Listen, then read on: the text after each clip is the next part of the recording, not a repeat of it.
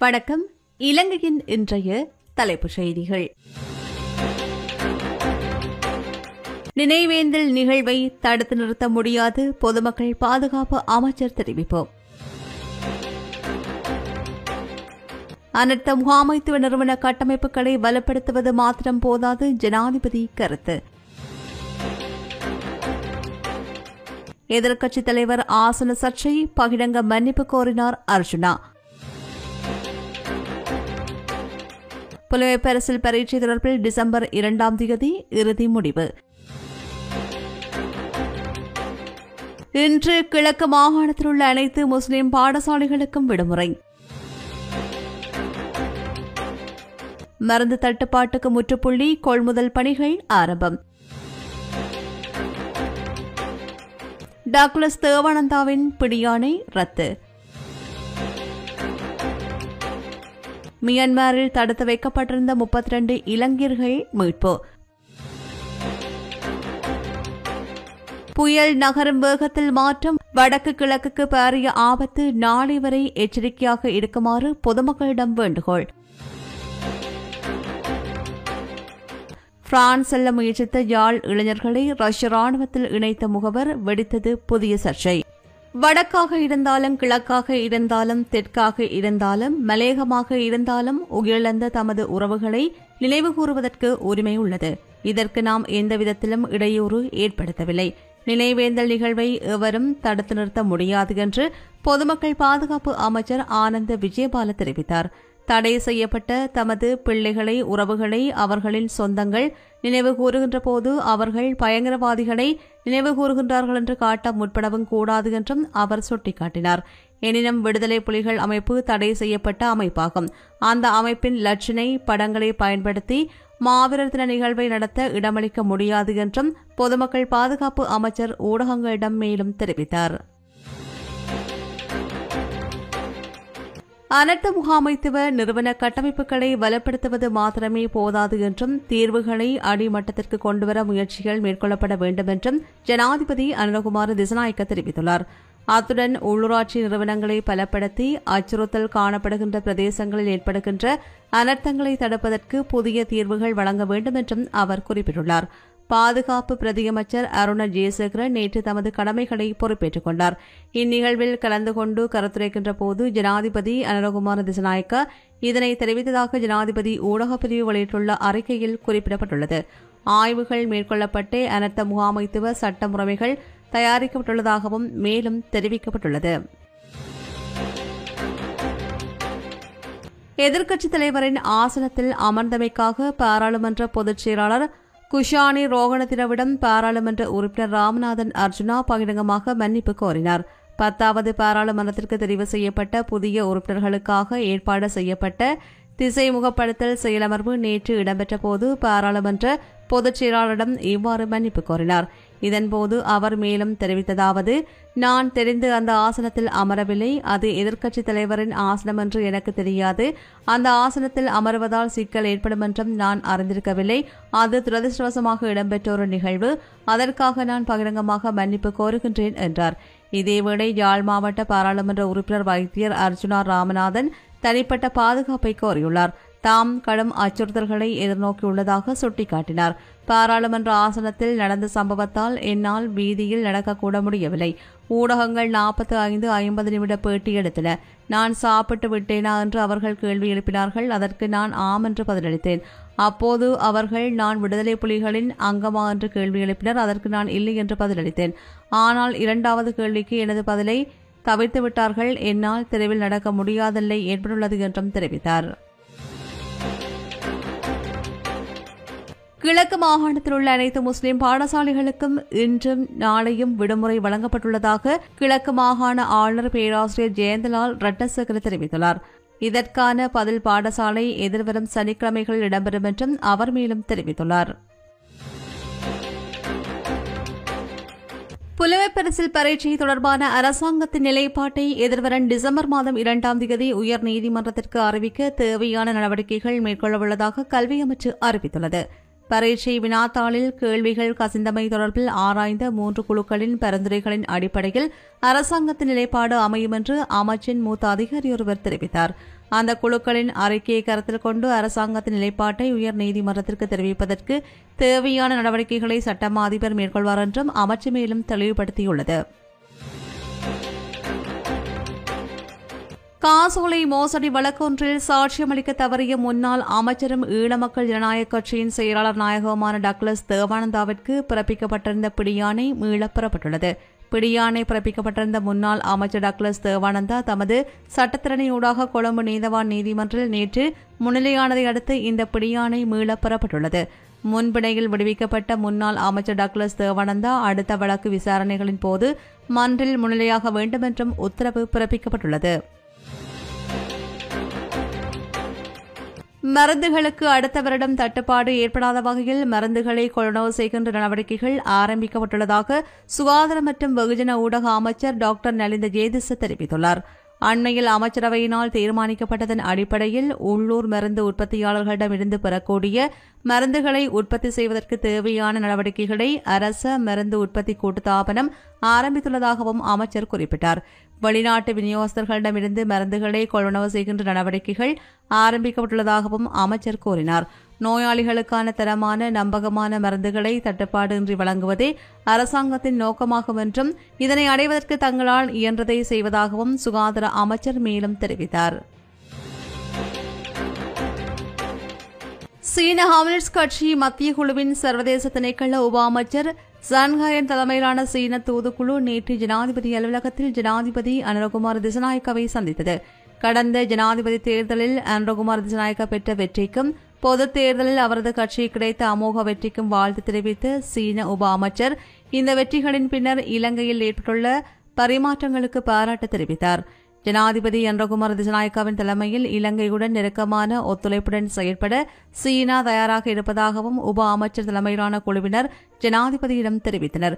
சீனா மற்றும் இலங்கை ஆகிய இரு நாடுகளின் அபிவிருத்தி வாய்ப்புகள் குறித்து இங்கு கவனம் செலுத்தப்பட்டதுடன் இரு நாடுகளுக்கும் இடையில் பரஸ்பர நன்மை பயக்கின்ற நீண்டகால ஒத்துழைப்பு வேலை திட்டத்தை ஏற்படுத்துவதன் முக்கியத்துவம் குறித்தும் கலந்துரையாடப்பட்டது. நெடுந்தீவு கடற்பரப்பில் இந்த மாதம் 10ஆம் தேதி கைது செய்யப்பட்ட 23 இந்திய மீனவர்களையும் டிசம்பர் 3ஆம் தேதி வரையில் விளக்கமறியலில் வைக்க உத்தரவு பிறப்பிக்கப்பட்டது.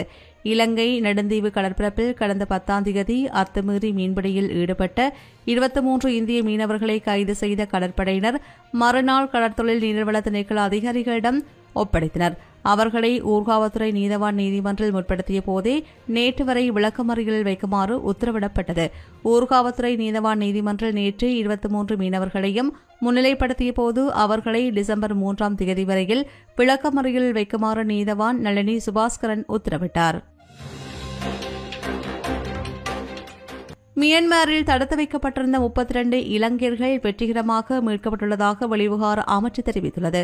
8 பெண்கள் மற்றும் 24 ஆண்களை உள்ளடக்கிய 32 இலங்கையர்கள் நேற்று மீசோர் எல்லை வழியாக பாதுகாப்பாக அழைத்து வரப்பட்டு தாய்லாந்தில் உள்ள இலங்கை தூதரகத்தில் பாதுகாப்பாக தங்க வைக்கப்பட்டுள்ளனர். அவர்களுக்கான நலன்புரி தேவைகள் வழங்கப்பட்டு வருவதாகவும் அவர்கள் விரைவில் நாட்டுக்கு திருப்பி அழைத்து வரப்படுவார்கள் என்றும் வெளிவிவகார அமைச்சு தெரிவித்துள்ளது. இதேவேளை குவைத் மத்திய சிறைச்சாலையில் போதைப்பொருள் குற்றச்சாட்டில் தடுத்து வைக்கப்பட்டிருந்த 104 இலங்கை கைதிகளில் 32 பேர் நாட்டை வந்தடைந்தனர். 2007ஆம் ஆண்டு குவைத்துக்கும் இலங்கைக்கும் இடையில் கைச்சாத்திடப்பட்ட கைதிகள் பரிமாற்ற ஒப்பந்தத்தின் கீழ் போதைப்பொருள் தொடர்பான குற்றங்களுக்காக தண்டனை அனுபவித்து வரும் 104 இலங்கை கைதிகளில் 32 பேர் கொண்ட குழு நேற்று பிற்பகல் பண்டார்நாயக்கா சர்வதேச விமான நிலையத்தை வந்தடைந்தது. இலங்கை வந்த இவர்கள் சிறைச்சாலை திணைக்கள அதிகாரிகளினால் பஸ்ஸில் வெலிக்கடை சிறைச்சாலைக்கு அழைத்துச் செல்லப்பட்டதாக மேலும் தெரிவிக்கப்படுகின்றது. யாழ்ப்பாணம் மற்றும் முல்லைத்தீவு பகுதிகளிலிருந்து பிரான்ஸ் நாட்டுக்கு செல்ல முயற்சித்த மூவரை கட்டாயத்தில் ரஷ்ய ராணுவத்தில் இணைக்கப்பட்டுள்ளதாகவும் அவர்களை மீட்டுத் தருமாறும் உறவினர்கள் இலங்கை அரசாங்கத்திடம் கோரிக்கை விடுத்துள்ளனர். குறித்த சம்பவம் தொடர்பில் மேலும் தெரியவருவதாவது, கடந்த அக்டோபர் மாதம் 4ஆம் தேதி யாழ்ப்பாணம் குருநகர் பகுதியைச் சேர்ந்த இளைஞர் ஒருவர் பிரான்ஸ் நாட்டில் வசிக்கும் சகோதரியிடம் செல்வதற்கு 60 லட்சம் ரூபாய் பணத்தினை செலுத்தி பயணத்தை ஆரம்பித்துள்ளார். கட்டநாயக்க விமான நிலையத்திலிருந்து ரஷ்ய விமான நிலையத்திற்கு சென்று அங்கிருந்து ரஷ்ய நாட்டு ராணுவ தளபதியின் மூலம் பிரான்ஸ் நாட்டுக்கு அழைத்துச் செல்லப்படுவார்கள் என்று கூறப்பட்டு இளைஞன் முகவர் மூலம் விமானத்தில் ஏற்றப்பட்டுள்ளார். ரஷ்ய விமான நிலையத்தில் இறங்கிய வேளையில் குறித்த இளைஞனுடன் யாழ்ப்பாணத்தைச் சேர்ந்த 20 வயதுடைய இளைஞன் மற்றும் முல்லைத்தீவு பகுதியைச் சேர்ந்த 3 பிள்ளைகளின் தந்தை ஆகிய மூவர் பிரான்ஸ் நாட்டுக்கு தம்மை அழைத்து செல்வார்கள் என்று கூறப்பட்ட ராணுவ அதிகாரிக்காக காத்திருந்துள்ளனர். அங்கு வந்த ராணுவ அதிகாரி மூவரையும் அழைத்துச் சென்று கட்டாயமாக ராணுவ முகாமில் தங்க வைத்து அவர்களுக்கு ராணுவ சீருடைகள் வழங்கப்பட்டு 15 நாட்கள் கட்டாய ராணுவ பயிற்சியும் வழங்கி உக்ரைன் நாட்டு எல்லையில் கொண்டு இறக்கிவிடப்பட்டதாக கூறப்படுகின்றது. இந்நிலையில் குருநகர் பகுதியைச் சேர்ந்த இளைஞன் தமது நிலைமை தொடர்பில் தாயாருக்கு கோரியுள்ளதுடன் ரஷ்ய ராணுவத்தில் இணைத்துள்ள படங்களையும் அனுப்பி வைத்துள்ளார். அதன் பின்னரே மூவரும் ரஷ்ய நாட்டு ராணுவத்தில் இணைக்கப்பட்ட விடயம் உறவினர்களுக்கு தெரிய வந்துள்ளது. இது தொடர்பில் யாழ்ப்பாணத்தைச் சேர்ந்த இளைஞர்களின் உறவினர்கள் யாழ்ப்பாணம் போலீஸ் நிலையத்தில் முறைப்பாடு செய்துள்ளதுடன் தமது பிள்ளைகளை மீட்டுத் தருமாறு வடக்கு மாகாண ஆளுநரூடாக ஜனாதிபதிக்கு மகஜர் அனுப்பவும் நடவடிக்கை எடுத்துள்ளனர்.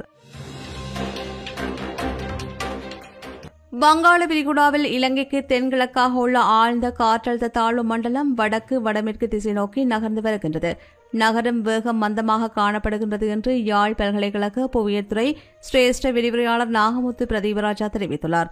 இது தொடர்பாக அவர் மேலும் தெரிவிக்கையில், தற்போது வடக்கு மற்றும் கிழக்கு மாகாணங்களின் பல பகுதிகளுக்கு கிடைக்கின்ற கனமழை இன்னும் அதிகரிக்கும் வாய்ப்புள்ளதாக கூறியுள்ளார். மட்டக்களப்பு மாவட்டத்தில் கிடைக்கும் மழை இன்று மாலை வரை நீடிக்கும் என்றும் அநேகமாக பல இடங்களில் வெள்ள அனர்த்தத்துக்கான வாய்ப்புகள் உள்ளதாகவும் தெரிவித்துள்ளார். திருவோணமலை மாவட்டத்தில் மிக கனமழை தொடரும் என்றும் பல பகுதிகள் வெள்ள அனர்த்த நிலைமையை எதிர்கொள்ளும் என்றும் தெரிவித்துள்ளார். இன்று முதல் வவுனியா மாவட்டத்திற்கும் கனமழை கிடைக்க வாய்ப்புள்ளதாகவும் அவர் தெரிவித்துள்ளார். முல்லைத்தீவு மாவட்டத்திற்கு மிக கனமழை கிடைக்க வாய்ப்புள்ளதாகவும் பல பகுதிகளுக்கு வெள்ள அனர்த்தம் ஏற்படுவதற்கு வாய்ப்புள்ளதாகவும் தெரிவித்துள்ளார். குளங்களின் கீழுள்ள மக்களுக்கு வெள்ள அனர்த்த எச்சரிக்கையை முன்கூட்டியே வழங்குதல் உசிதமானது என்றும் தெரிவித்துள்ளார். இன்று நண்பகலுக்கு பின்னர் யாழ்ப்பாணம், கிளிநொச்சி மற்றும் மன்னார் மாவட்டங்களுக்கும் கனமழை கிடைக்க வாய்ப்புள்ளது. யாழ்ப்பாணம் மாவட்டத்தில் வெள்ள அனர்த்தம் வாய்ப்புள்ள மக்கள் மிக மிக அவதானமாக இருப்பது அவசியம் என்றும் தெரிவித்துள்ளார். வடக்கு மற்றும் கிழக்கு மாகாணங்களின் அனைத்து மாவட்டங்களிலும் இன்று முதல் காற்றின் வேகம் அதிகரிக்க வாய்ப்புள்ளதாகவும் அவர் மேலும் தெரிவித்துள்ளார்.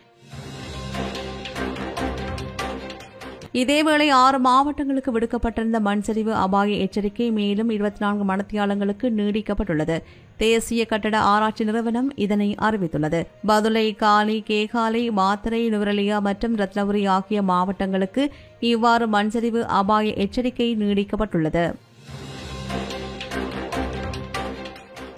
யாழ்ப்பாணம் மாவட்டத்தில் தொடர்ச்சியாக பெய்து வருகின்ற அடைமழை காரணமாக ஏற்பட்ட வெள்ளப்பெருக்கு மற்றும் ஏனைய அனர்த்தங்களால் 2035 குடும்பங்களைச் சேர்ந்த 7416 பேர் பாதிக்கப்பட்டுள்ளார்கள் என்றும் 21 வீடுகள் பகுதியளவில் சேதமடைந்துள்ளதாக மாவட்ட அனர்த்த முகாமைத்துவ பிரிவின் பிரதி பணிப்பாளர் TN சூரியராஜா தெரிவித்துள்ளார்.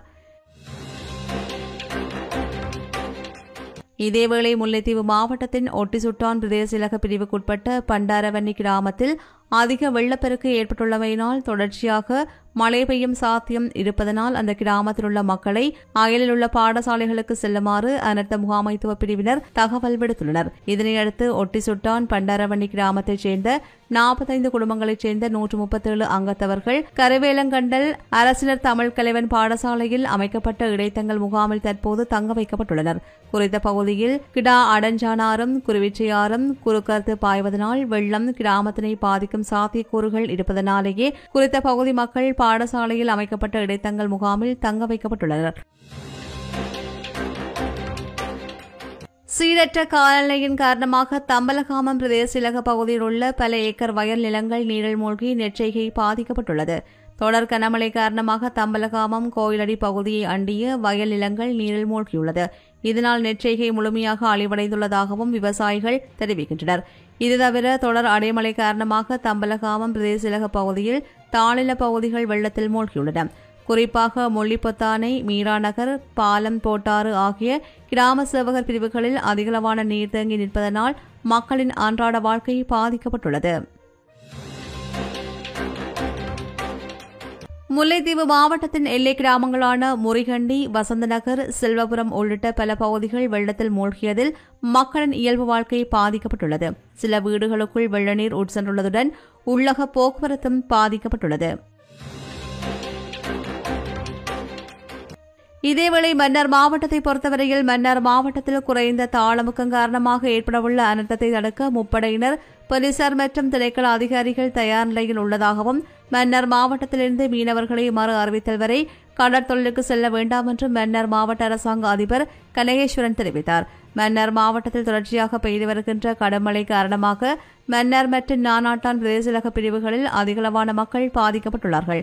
மன்னார் நகர பிரதேச செயலாளர் பிரிவில் 43 கிராமங்கள் வெள்ளத்தால் பாதிக்கப்பட்டுள்ளது. 12,463 குடும்பங்களைச் சேர்ந்த 43,629 நபர்கள் பாதிக்கப்பட்டுள்ளனர். இதுவரை மன்னார் மாவட்டத்தில் 14 தற்காலிக நிலையங்கள் அமைக்கப்பட்டு 367 குடும்பங்களைச் சேர்ந்த 1,248 நபர்கள் தங்க வைக்கப்பட்டுள்ளனர். அவர்களுக்கு உணவுகளை வழங்க நடவடிக்கை எடுக்கப்பட்டுள்ளது. கிளிநொச்சி மாவட்டத்தில் நிலவுகின்ற சீரற்ற வானிலையால் 493 குடும்பங்களைச் சேர்ந்த 1,679 பேர் பாதிக்கப்பட்டுள்ளதுடன் 4 வீடுகள் பகுதியளவில் சேதமடைந்துள்ளதாக மாவட்ட இடர் முகாமைத்துவ பிரிவு தெரிவித்துள்ளது. நேற்றைய தினம் பிற்பகல் 4 மணிக்கு வெளியிடப்பட்ட புள்ளிவிவரத்தில் குறித்த விடயம் குறிப்பிடப்பட்டுள்ளது. அதன் அடிப்படையில் கரைச்சி பிரதேச செயலாளர் பிரிவில் 392 குடும்பங்களைச் சேர்ந்த 1,458 பேர் பாதிக்கப்பட்டுள்ளார்கள். இதேவேளை கண்டாவளை பிரதேச செயலக பிரிவில் 100 குடும்பங்களைச் சேர்ந்த 220 பேர் பாதிக்கப்பட்டுள்ளமை குறிப்பிடத்தக்கது. முல்லைத்தீவு மாவட்டத்தில் காணப்படும் நந்திக்கடல் நீரேரியும் சாலை கடல் நீரேரியும் கடலுடன் வெட்டிவிடப்பட்டுள்ளன. அண்மை நாட்களாக பெய்த கடுமழை வெள்ளத்தால் அந்நீரேரிகளின் நீர்மட்டம் சடுதியாக அதிகரித்துள்ளதுடன் வட்டவாகல் பாலத்திற்கு மேல் 1 அடி வரை நீர் மூடி காணப்பட்டுள்ளது. இந்நிலையில் மாவட்ட செயலகத்தில் நேற்றைய தினம் மாலை இடம்பெற்ற கூட்ட தீர்மானத்திற்கு அமைய நேற்று பாரம்பரிய முறைப்படி சடங்குகள் மேற்கொள்ளப்பட்டு நந்திக்கடல் நீரேரி வெட்டப்பட்டு பெருங்கடலுடன் சங்கமிக்க செய்யப்பட்டுள்ளது. கிராம மக்கள், கடற்படையினர், ராணுவத்தினர், அனர்த்த முகாமைத்துவத்தினர் இணைந்து இதனை மேற்கொண்டிருந்தனர்.